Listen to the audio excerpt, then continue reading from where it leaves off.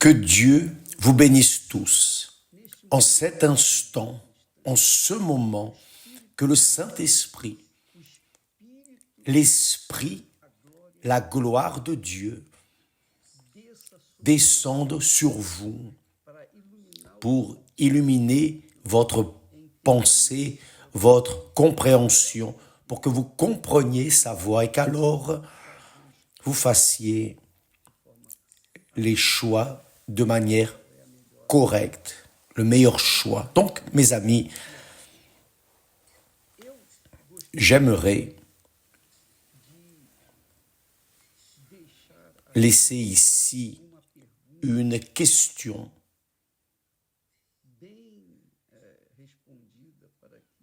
bien répondue pour qu'une fois pour toutes, nous puissions enlever les doutes en relation au fait de recevoir le Saint-Esprit. Parce que nous voyons, nous sommes en train de voir, d'entendre beaucoup de personnes dire « Évêque, j'ai déjà fait ceci, j'ai déjà fait cela encore. Je ne sais plus quoi faire pour recevoir le Saint-Esprit. Je ne sais plus quoi faire. Et je ne l'ai toujours pas reçu, je le cherche depuis longtemps. » Tandis qu'il y a d'autres personnes qui parfois reçoivent le baptême du Saint-Esprit en prison. Des personnes qui étaient en train de purger une peine, qui étaient en train de payer pour leur culpabilité. Et là, elles ont reçu le Saint-Esprit. Et d'autres, milliers, millions, vont à l'église, arrivent devant l'autel et disent « Voici ma vie, etc., etc. » Mais elles ne reçoivent pas le Saint-Esprit. Pourquoi? Quelle en est la raison? Nous avons parlé il y a quelques semaines beaucoup au sujet du cœur. Et le cœur est cette partie sensible de notre être. C'est notre âme. Notre cœur, c'est notre âme. Donc, quand la personne dit « j'ai déjà donné mon cœur, j'ai fait ceci, cela, et rien n'est arrivé », c'est parce que réellement, elle n'a pas livré son cœur. Elle n'a pas donné son cœur. Elle ne l'a pas donné. Et nous voyons cela, nous allons montrer cela plutôt, nous avons trouvé cette réponse dans la parole de Dieu. Jésus même a dit, ce n'est pas ici un prophète, un roi, un apôtre, c'est le Seigneur Jésus lui-même. C'est lui qui a dit, car là où est ton trésor, là aussi sera ton cœur. Car là où est ton trésor, là aussi sera ton cœur. Là, c'est là où est la réponse. Pour vous qui voulez recevoir le Saint-Esprit, ou plutôt vous qui allez faire le jeûne de Daniel, dans la perspective, dans la foi de recevoir le Saint-Esprit. Mais faites attention, très attention. Si vous ne mettez pas votre cœur ou votre âme ou votre trésor sur l'autel, vous ne parviendrez pas à recevoir le Saint-Esprit. Pourquoi? Parce que nous pouvons même donner des offrandes, faire des œuvres de charité. Nous pouvons même ne pas être en train de vivre dans le péché. Mais s'il y a quelque chose qui empêche à la personne de recevoir le Saint-Esprit, c'est son trésor. Quel est votre trésor ici sur terre? Quel est votre plus grand trésor? Quel est votre plus grand rêve? Quel est votre plus grand objectif? Donc, ce à quoi vous donnez le plus de valeur, ce que vous valorisez le plus ce que vous avez en première place dans votre vie et votre trésor. D'ailleurs, n'importe qui d'entre nous, qu'est-ce qui occupe la première place dans ma vie?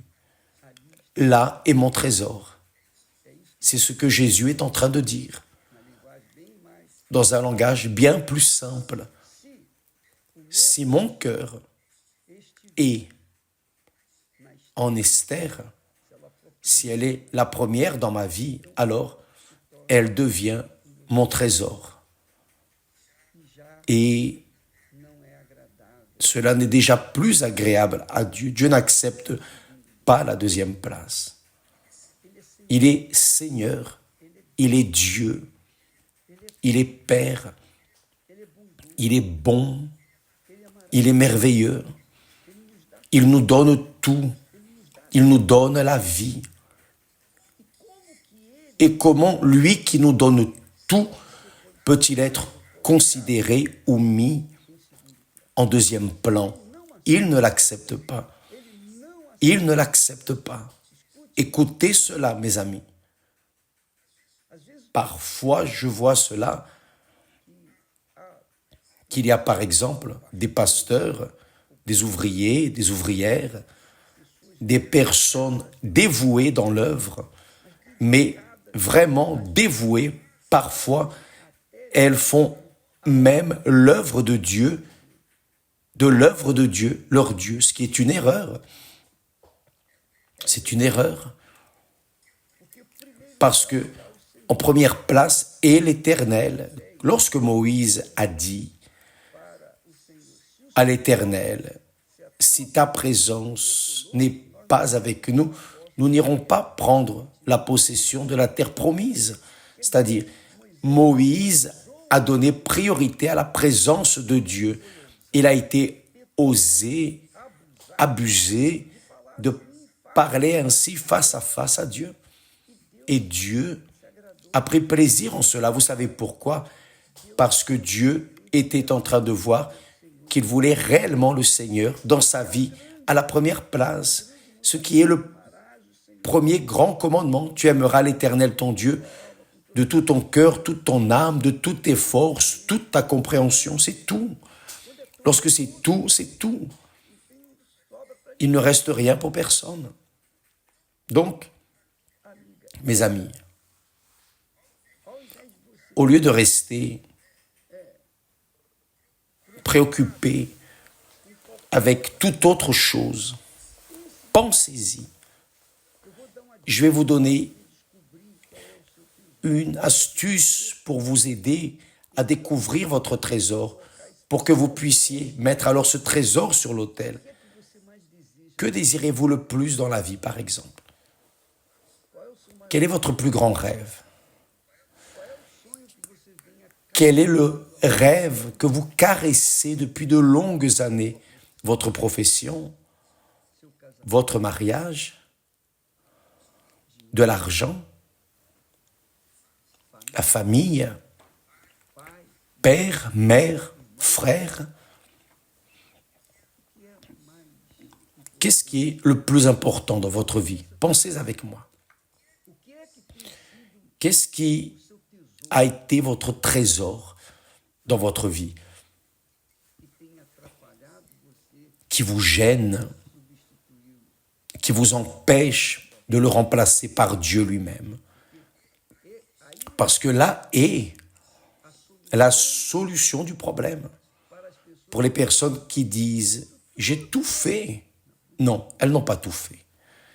Parce que le principal n'a pas été fait, qui est de mettre ce trésor là où le cœur est, sur l'autel. Donc, qu'est-ce qui fait de vous une personne souffrante, affligée, blessée? C'est votre cœur qui est trompeur. Et lorsque vous mettez toute chose, toute personne à la première place dans votre vie, alors vous êtes en train de laisser Dieu au deuxième plan. et ils ne l'acceptent pas. Comment allez-vous recevoir? Vous voulez recevoir l'Esprit de Dieu si votre cœur est attaché à des choses, à de l'argent, à la position sociale, à des amitiés, maisons. Nous parlions hier, n'est-ce pas? Vous vous rappelez, lorsque Jésus est entré dans la maison de Marthe et de Marie, et Marthe restait préoccupée avec les choses, préoccupée à répondre aux invités, préoccupée à mettre fin à sa mission, son travail, d'être bien vue par les personnes, préoccupée avec les personnes, sauf avec le plus important. Marie, de son côté, s'est assise au pied de Jésus et restée là. Non, maintenant, je ne vais pas perdre de temps, je vais rester là avec lui. Elle est restée là. Elle savait qu'il y avait des tâches.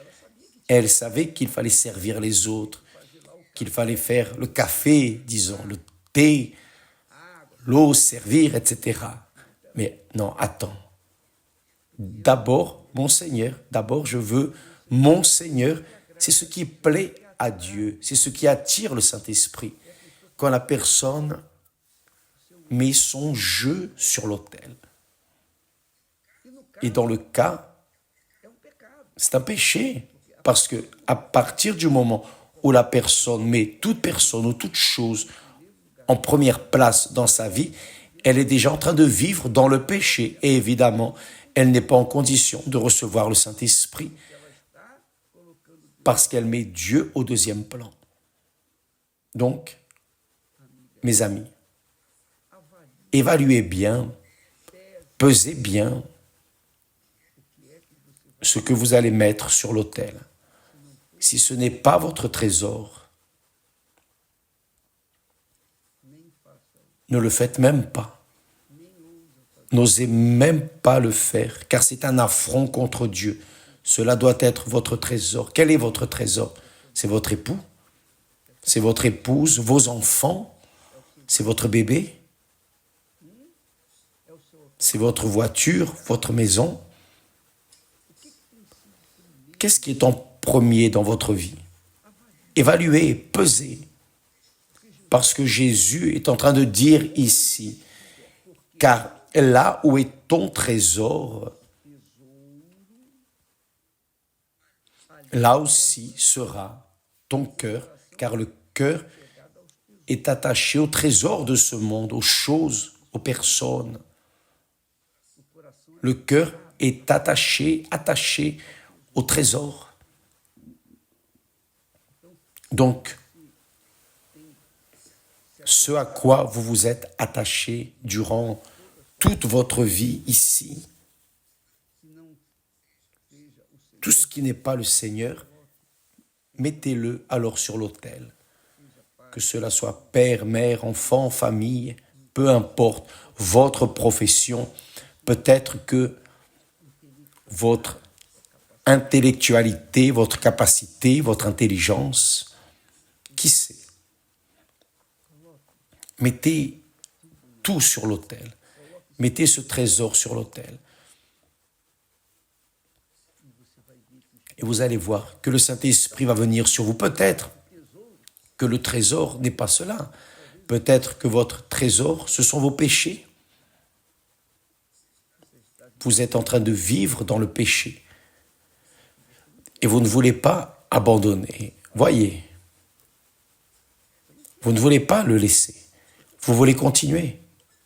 Comment allez-vous recevoir le Saint-Esprit si vous êtes en train de vivre dans le mensonge, si vous aimez le mensonge, de l'esprit du mensonge? Donc, il y a des personnes, des prisonniers qui ont reçu le Saint-Esprit dans la prison. Mais vous savez comment ils ont fait? Ils font leur hôtel dans la prison même. Je me souviens d'un jeune homme qui a dit « J'ai fermé le rideau un petit rideau. Et là, j'ai dit à Dieu, oh Dieu, si tu existes, si tu existes, si tu existes, si tu me vois, tu m'écoutes, je veux te dire la chose suivante. Si le Seigneur m'enlève de cette situation, si le Seigneur m'enlève de cette vie de disgrâce que j'ai vécue, je vais te servir pour le restant de ma vie.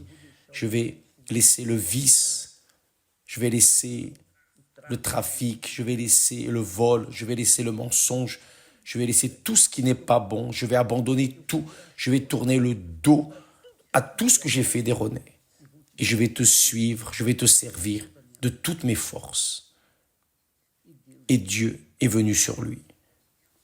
Et Dieu l'a fait changer au même instant de cette prière sincère dans une prison avec d'autres personnes dans la même condition. Et lui, il était chef d'autres. Il était le chef. C'est lorsqu'il a ouvert les rideaux et a dit aux personnes, oh, faites attention. À partir de maintenant, au même instant, lorsqu'il a renoncé à la vie erronée, au même instant, il a dit à ses amis, oh, faites attention. Je ne veux plus rien savoir au sujet de la drogue. Faites ce que vous voulez de votre vie, mais à partir de maintenant, je ne veux plus rien savoir de cela. Et certains commençaient à rire. Et lorsqu'il a regardé sérieusement, ils ont arrêté de rire. Et ils ont vu qu'il parlait sérieusement. Et à partir de là, sa vie s'est transformée. Il a reçu le Saint-Esprit en prison, au milieu d'autres personnes, de tant d'autres personnes qui remplissaient cette cellule. Maintenant, il y a des personnes qui vont à l'église. Par exemple, vous me regardez en cet instant, combien de fois êtes-vous déjà allé à l'église, au temple de Salomon, ou dans une église où vous êtes allé vers l'autel, vous avez parlé, oh Dieu, etc. Mais après que vous êtes sorti de là, rien n'a changé. Pourquoi? Parce que vous n'avez pas mis votre trésor sur l'autel. Vous avez mis juste des mots vides. Malheureusement, c'est cette situation. Donc, mes amis, avec Dieu, il n'y a pas de plus ou moins, c'est ou ce n'est pas, c'est tout ou rien. Avec Dieu, vous devez être radical. La foi est radicale, c'est ou ce n'est pas. Une relation avec lui, c'est oui, oui, non, non. Plus ou moins n'existe pas. Donc, Jésus est très glorieux, grandiose. Il nous donne l'indication pour recevoir le Saint-Esprit.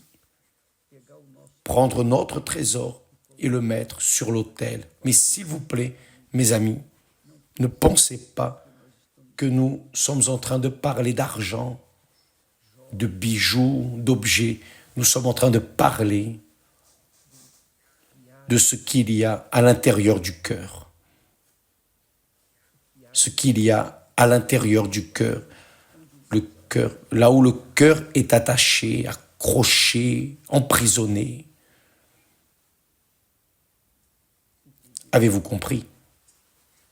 Je me souviens d'un cas qu'il vaut la peine de rappeler. Le grand-père d'une personne avait gardé, il était allé d'Italie vers le Brésil. Il est allé dans un endroit, il a acheté un terrain, il a construit là sa ferme, il a fait un trou et il a enterré tout l'argent qu'il avait apporté d'Italie. Le temps est passé, il y est allé voir l'argent. L'argent était en poussière. Les vers l'avaient mangé au même instant. Il a eu une crise cardiaque fulminante et il est mort. Et il y a des personnes qui n'ont pas de crise cardiaque fulminante, mais il y a les attaques cardiaques quotidiennes parce que ils voient leur trésor couler entre leurs mains. Mettez votre trésor sur l'autel et votre vie va changer. Mettez votre trésor sur l'autel. Mettez votre cœur sur l'autel. Mettez votre futur sur l'autel. Mettez votre vie sur l'autel. Mettez votre âme sur l'autel, 100%. Et votre vie va changer. Parce que le Saint-Esprit va venir le recevoir. Je crois que lorsque Moïse a parlé, si ta présence ne va pas avec nous, nous ne sortirons pas de là. C'est-à-dire, il a donné priorité à la présence de Dieu, au Saint-Esprit. Et Dieu cherche précisément ce genre de personnes pour qu'alors il puisse faire sa demeure. C'est cela. Que Dieu vous bénisse et votre maison. Demain, à minuit, nous commençons le jeûne de Daniel. N'oubliez pas cela. 21 jours sans information séculière. Certains me demandent, évêque, je peux faire ceci, je peux faire cela. Vous devez travailler. Si votre travail, si votre gagne-pain dépend du fait de lire, d'utiliser Internet, d'utiliser les informations, alors vous allez faire votre travail. Vous ne pouvez pas arrêter votre vie, mais lorsque vous pourrez, exemptez-vous de cela, sortez de là et continuez dans la pensée liée aux choses de Dieu. D'accord? Donc, restez libre pour faire un jeûne de Daniel, conscient, intelligent, rationnel, surnaturel, qui va au-delà de cesser de manger ou de boire quelque chose. Cela va bien au-delà. C'est un esprit. Vous allez entrer dans l'esprit de Dieu. Que Dieu vous bénisse et à demain, au nom du Seigneur Jésus. Amen.